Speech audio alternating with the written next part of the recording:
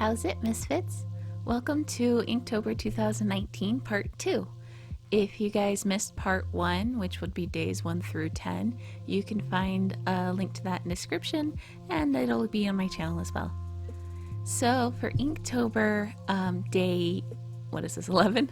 The prompt was snow, and I decided to be a little courageous and do a background. If you watched my last video, you'll know that I am not too keen on backgrounds, but the whole point of Inktober is to, well, do what you're not really comfortable with and improve therein. So the basic idea for this was a snow-covered cliff overlooking a valley with some mountains and a whole lot of light reflecting off of snow with the moon there. The entire time I am working with diluted inks. They're just the Speedball India inks. And I am trying and failing to kind of get a bit of gradient of color and, well, I guess saturation. And trying to make this piece look somewhat not like a giant black blob of nothing. I mean, jury's still out on whether I succeeded, but it's definitely the best background piece I think I've ever done. Even if at the end of the day, as you'll come to see, the snow-covered cliff looks a little bit more like a reflective lake. The technique that I was going in here with that I really wanted to try, which was not the diluted inks, was the technique I will use here in a minute to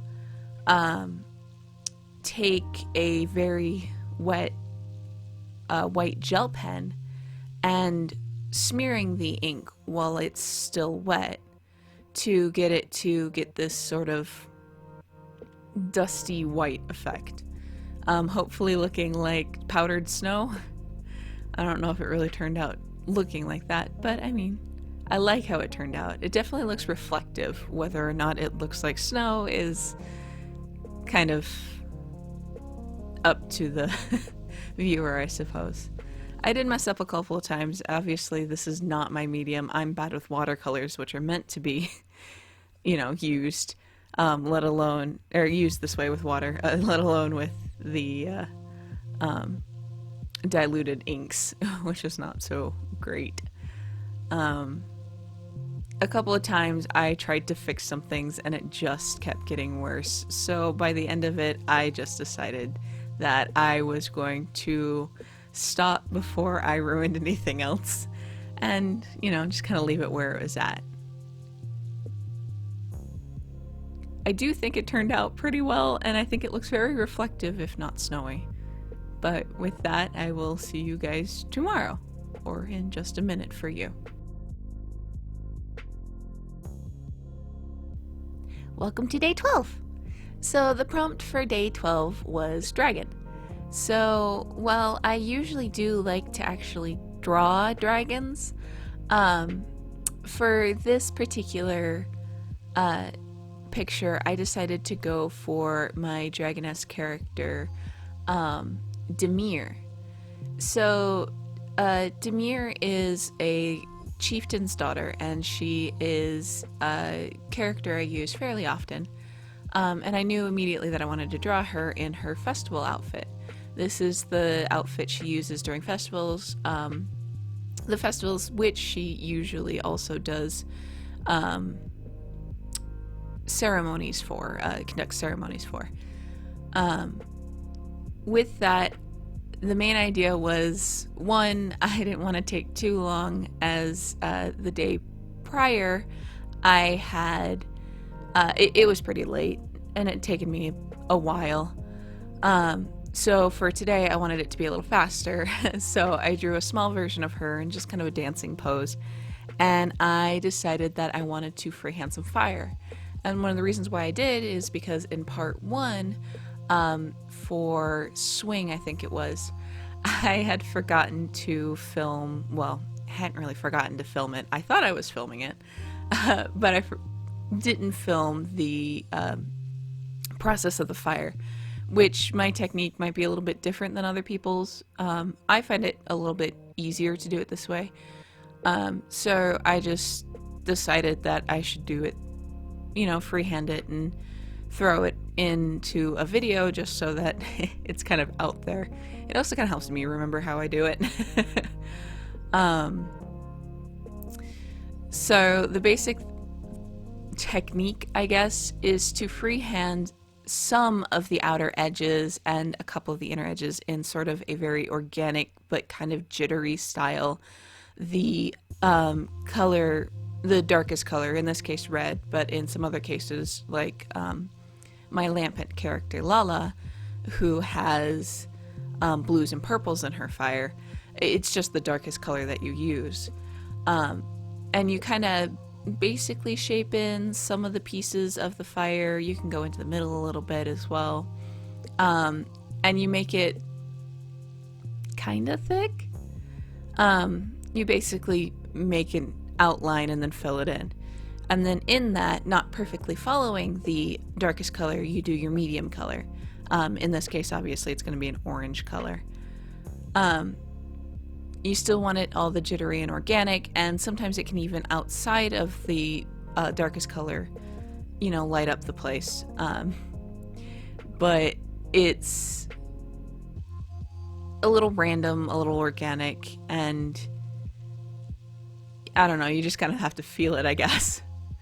And with the orange, so the medium and the darkest colors, those are the only colors I usually put on the bottom, at least for the most part, or at the very top sometimes, because I feel like when it's in contact with the earth, it would be the darkest. So after you obviously go in with the orange, you also want to go in with the lightest color, and you pretty much just fill in the gaps with that color. You could probably be a little bit more strategic, and you could put a different, like a second variant between the orange and the really, really light yellow that I use, if you wanted to, I suppose, but I didn't. But yeah, there you go. That's how I freehand fire anyway. I like how it turned out, and I think it looks pretty cool. The character isn't great, but oh well. But yeah, with that said, we'll see you guys tomorrow. Woo! Day 13. So for today, the prompt was Ash, and the absolutely only thing I could think of was Ash Ketchum. So obviously I had to do him with his Pikachu. I've never really drawn Ash Ketchum before. I do a lot of Pokemon stuff, but it's usually just, the actual Pokemon. Maybe Toko or Hilda if I, really feel motivated. But for this one, I knew I just had to do Ash. It was the first thing I thought of, and I could think of nothing else. So I sketched out a quick little drawing of him. I knew I wanted to be kind of fast to try and get it done a little early. So I just did a simple sketch. It's kind of back to my roots, I suppose. But, I still tried some new techniques. One thing I did was I used this Copic drawing pen. I'm not really sure how much I would recommend it. Maybe I just need to use it a little bit more. But it does tend to skip a lot for me. And I don't feel like I have as much control over it as I do on like my microns or something. So I just went back over. So I went over it once. I did commit to at least doing it over once with my Copic. I did, unfortunately, it takes a little while to dry as well. So I went back over with my microns. One thing I knew I wanted to do was to vary the line widths and kind of trying to get it to look nice. One thing that I'm kind of in, perhaps I should say I'm not disappointed per se, but it would have been interesting, is I realized later that the really thick outline, while cool, did look very interesting without being colored in. But obviously I had done that left side to already, so I couldn't keep it that way. But it is something to note for later. The shading for this one was very, very quick, very simple, but I do like how it turned out. I think it turned out pretty cute. I've never, again, drawn Ash Ketchum before, but I think it turned out pretty well. I don't regret the line width on the outline, but it would have been kind of cool to give it that graffiti-ish style of the open border. But, oh well. With that said, that's pretty much it, and I will see you all tomorrow.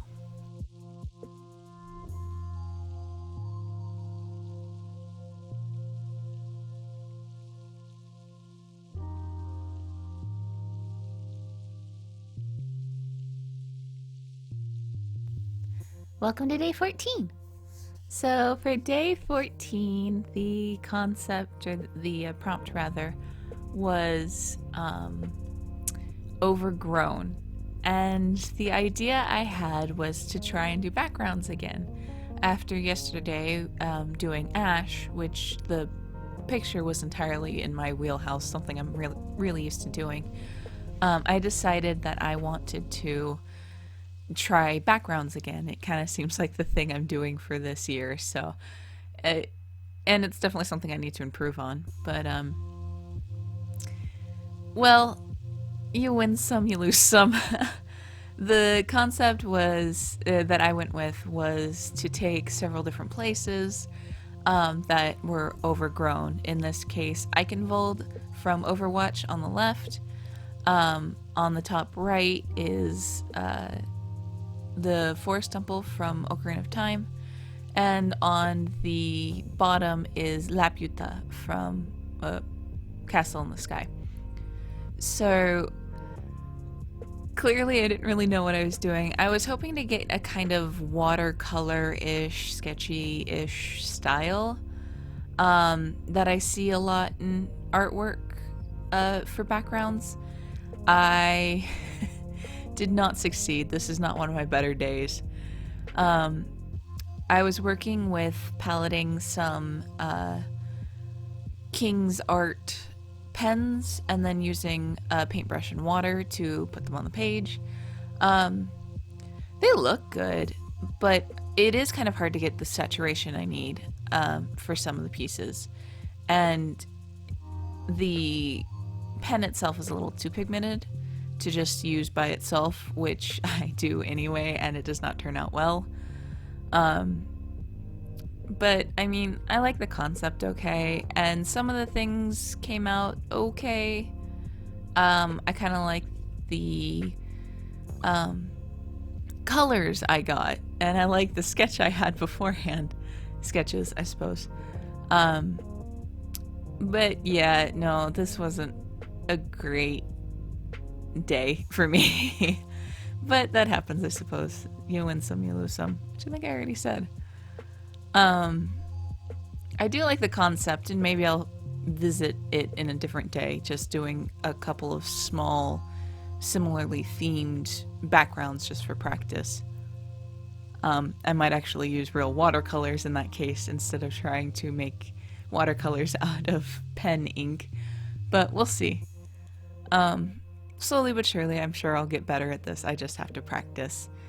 And honestly, after yesterday, I'm not too disappointed with what I got here. I mean, yesterday turned out really well, so one little bummer isn't going to bother me that much. The point is that I tried, and it's kind of how it goes sometimes, especially with things like inks, where unlike with pencils, you can't erase your mistakes. I did have some trouble with bleeding too, which didn't help any, but yeah, I mean, it is what it is, and it's just another practice. So with that said, I guess we'll see y'all tomorrow.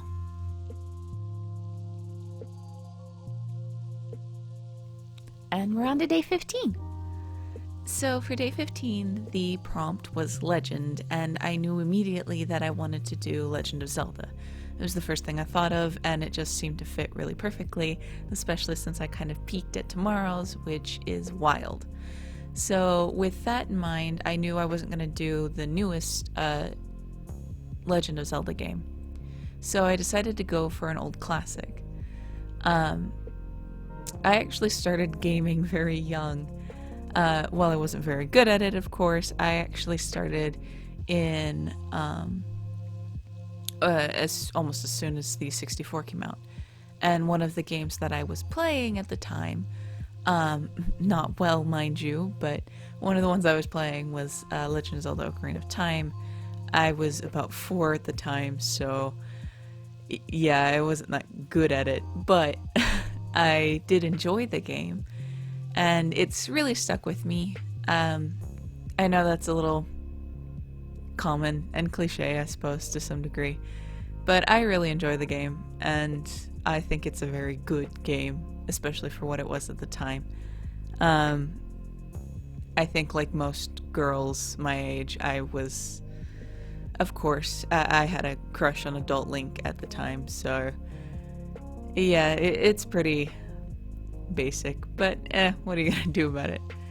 So, along with The Legend of Zelda Ocarina of Time being one of the big things that is very nostalgic to me, this this particular pose, this particular picture has always been very nostalgic for me. If I remember correctly, it was in the strategy guide for it. I think it was in the back, but I could be wrong. It's been a little while. So I decided that I wanted to do this pose just because it very much harkens back to that time of me just being a baby gamer girl. I did think about doing like a scene or some sort of setup that was a bit more complicated than this, particularly since, you know, you're kind of supposed to push yourself during Inktober.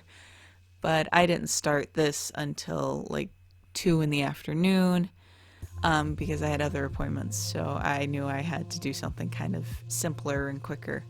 So much like with Ash, I went back to what I was kind of more inclined to do quickly, a little bit better equipped to do quickly, perhaps I should say.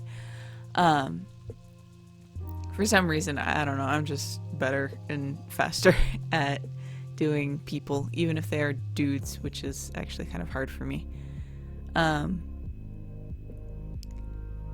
Obviously, I wanted to vary the line widths as well as I normally do. But again, referring back to the day, what was it, 13? The Ash comment, or the comment I had about Ash. I wanted to do a thick border line that was empty. So there's a white space between the two lines. I liked how it looked on the Ash one, but I had already filled in a part, so I decided to take the opportunity to do it here. I did forget to do the shading with the cross-hatching, or I almost forgot to do it.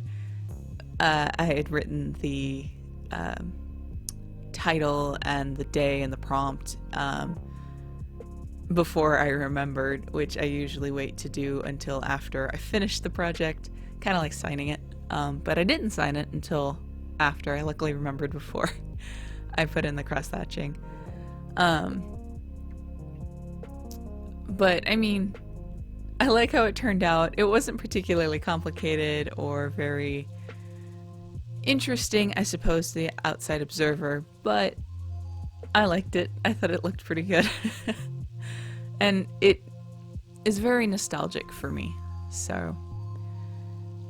But with that said, that's all for today, so I will see you guys tomorrow for something that looks very similar, I'm sure. And welcome to day 16. So the prompt for today was wild, and as I think I mentioned yesterday, I knew immediately that I wanted to do something for Breath of the Wild. Now, I thought I was going to do something along the lines of a companion piece of sorts to go with the picture I'd done previously, of a version, or this version of Link in a similar but opposite pose to the picture from yesterday. I decided that it's a little too in my normal wheelhouse. I'm very practiced, perhaps not good, but I'm practiced at drawing singular characters in a particular pose, particularly from either the bust up or just a headshot. So I wanted to try something I'm not too good at normally, and that would be a lot of people, especially when it comes to sizing. So I decided to do the main, both Link and Zelda, as well as the other four. I knew I was going to do that almost immediately, and I almost immediately knew the pose I was going for, of this sort of prepping for an attempted selfie sort of thing. With the characters as well, you get such a varying in sizes, from, you know, Mifa being so small, or Bosa being large, but, you know, like 90% hair. And then Daruk being just like this towering, all-encompassing sort of, well, Goron. So I knew almost immediately that I wanted to try and get the varying sizes at least somewhat accurate. I think I did okay.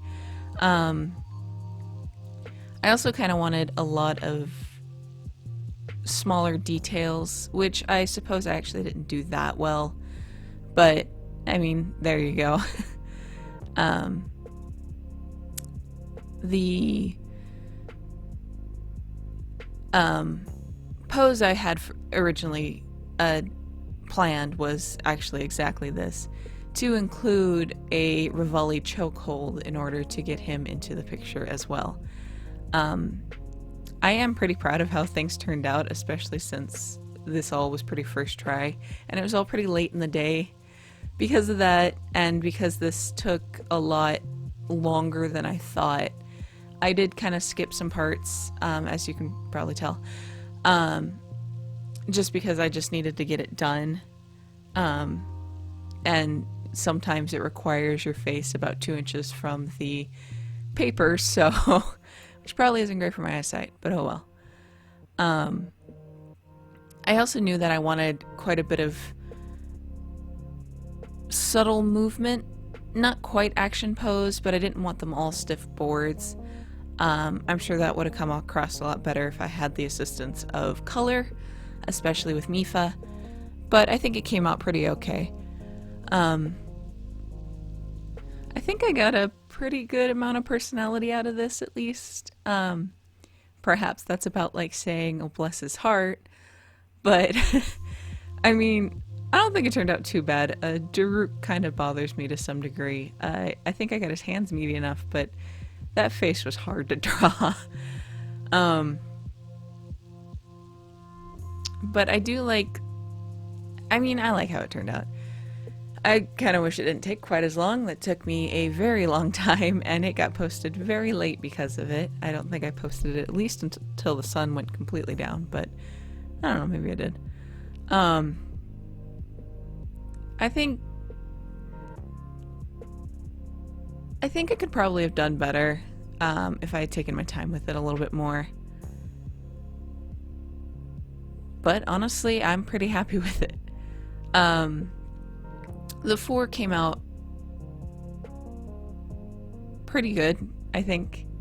I mean, I really like the characters, and I feel like I could have done them better justice, and Breath of the Wild is such a fun game, and it's so enjoyable that I really wanted to give it, you know, the good old college try at the very least. But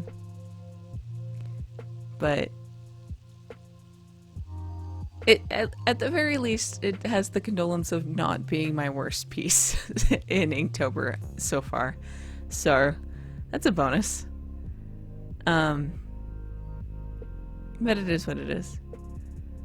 I'm kind of interested to see if there are any other prompts further in the month, maybe something like wind, or, you know, something like 4, which would be a really weird prompt to have. But it would be kind of fun to have this like a reoccurring thing I keep coming back to in Inktober, just almost a running gag even, of just trying to do all of the Zeldas and fit them in there somehow. Might be something to look out for, actually. I could possibly even just do a bunch of Nintendo, as I had, Ash Ketchum from Ash. What was that, day 9? Feels like forever ago.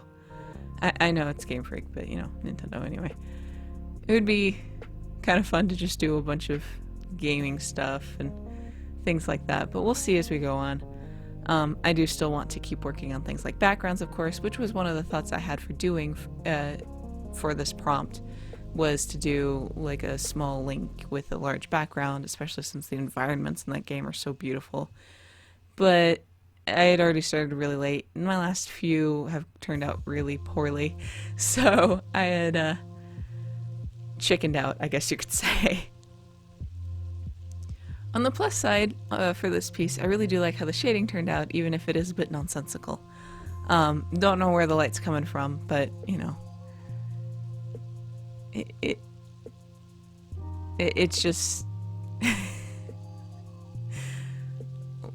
well, it looks cool anyway, how about that? But anyway, with that said, I will see you guys tomorrow. Day 17. So for day 17, the prompt was Ornament. And I kind of knew pretty quickly what I would want to do. I've done it before where I've had a character who was all tangled up in the lights, and somebody was cruel enough to plug them in and turn on all of the lights. So I knew I wanted something along those lines. But for this particular one, obviously the lights aren't focused, so I instead drew my character Camilla and my friend's character Adam, where Camilla does the same sort of thing of falling off a ladder and getting tangled up in the lights, and Adam decides that Ornament would be a nice accessory to her new look. So I really wanted to try this washi based line division for the breaks in this pseudo short comic thing. I didn't really know how it would turn out, or if it would be very obvious at all that these lines or that these different pieces are separated by what would be lines, but I like how it turned out. I think it's obvious, but I also drew it, so I already know the difference. I wanted to try using the dip pen again, and it is still really nice for the smaller, sort of more intricate details. I'm not the best with it still. It does sometimes take me a while to get it to actually use any of the ink I put it in, but it is what it is, and what it is fine. I didn't go super detailed in with this one, if you can't tell really. It was pretty late already. The sun had gone down, so that's why the lighting is yellow again. But I like how it turned out anyway. I mean, I think it looks pretty cool. But yeah, that's about it. So I'll see you guys tomorrow. Welcome to day 18. So for this prompt, it was Misfit. And given that my channel name, my username, and everything else is Misfit, I decided that I wanted to do my logo. I also needed something quick, as it was kind of a busy day. And I had spent a lot of time yesterday, so I decided to do my a new sort of logo for me. I'm not going to use this explicit version, since it obviously will have Inktober written all over it. and I want a digital version. But I thought it would be pretty cool to do something for myself. And I also wanted a kind of a similar thing to what I have now of just a hand lettered M and F in my style. And I also decided to add a character because that is really what I do a lot of. So I also drew a character hanging off the little thing of the F.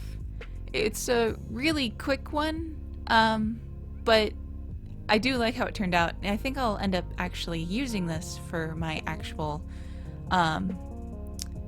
logo. So there you go. Welcome to day 19. So for day 19, hopefully you can already recognize this character, but maybe not. This is my My Hero Academia character, Mizuki, Mizuki Izayoi. So she is a professor at UA, filling in actually normally for her main plotline. But I think I've decided to make a sort of executive decision to kind of use the prompts in Inktober to build this storyline. And based on Shinso being aged up in day, 2?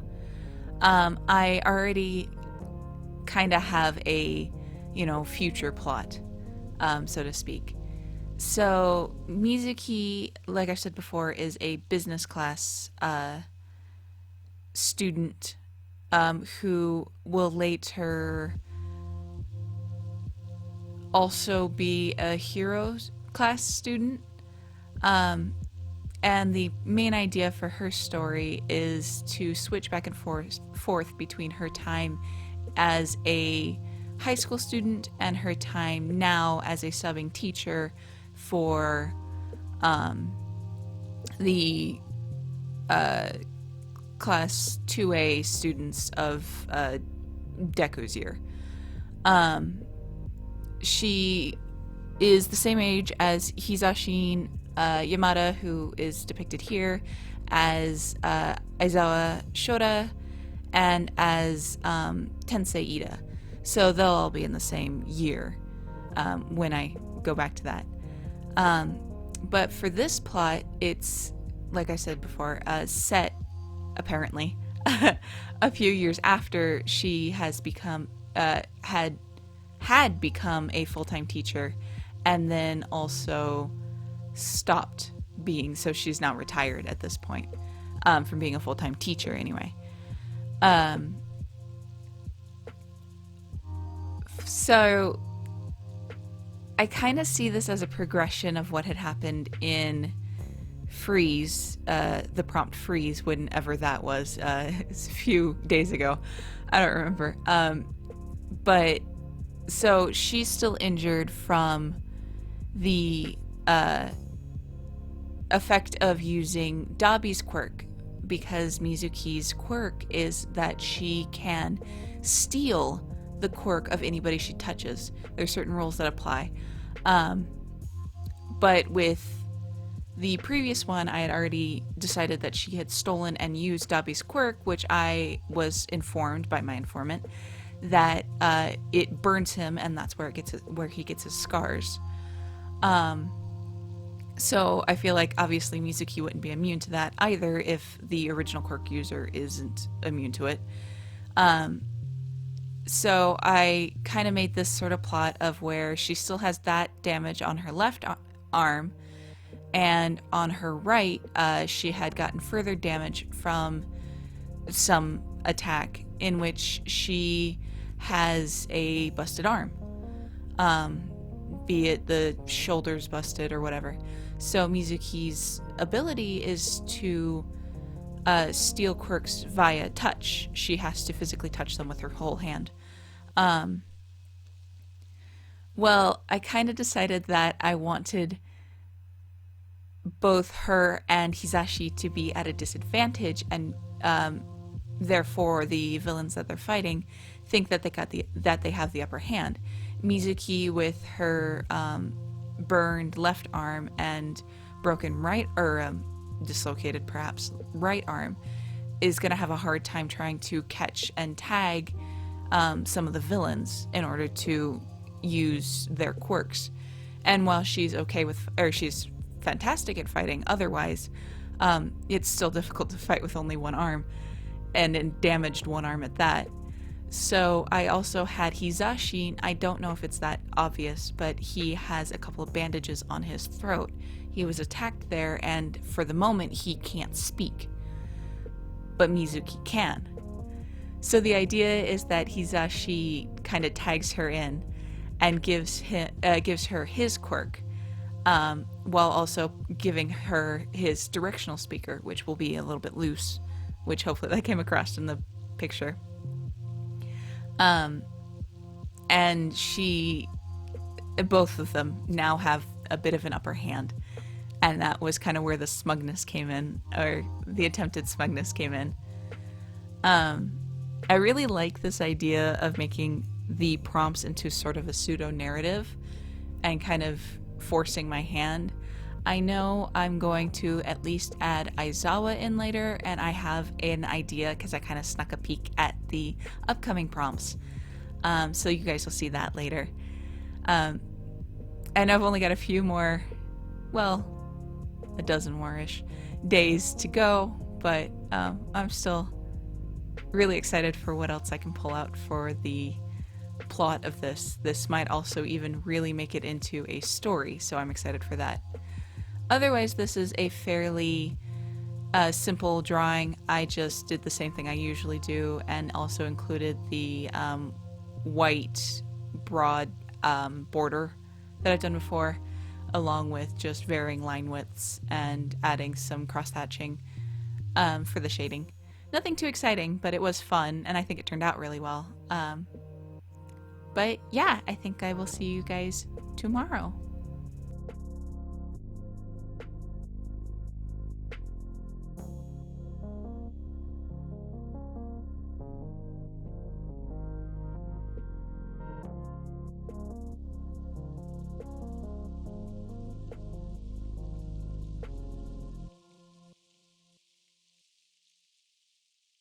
Welcome to day 20.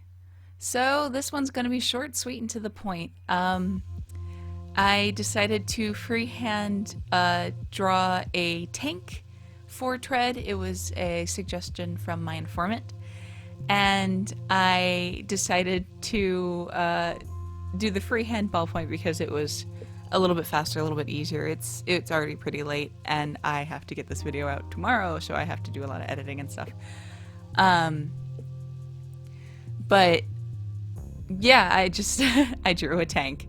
It's not a great tank, but it is a smushed tank. On top of being a very fast, fairly fast drawing, my camera also decided to be a pain today. Just decided that it did not want to do its job today. So that was nice. I'm unfortunately missing quite a bit of footage here because of that. To be fair, you guys didn't miss too much. I just referenced a tank off screen and drew the pieces as I kind of decided. I did have some amount of guidelines beforehand, just so that I could actually fit the whole thing on the page enough so that you could see that it was a tank. But yeah, that's it. So I will see you guys tomorrow, and this will be up on the 21st. Bye!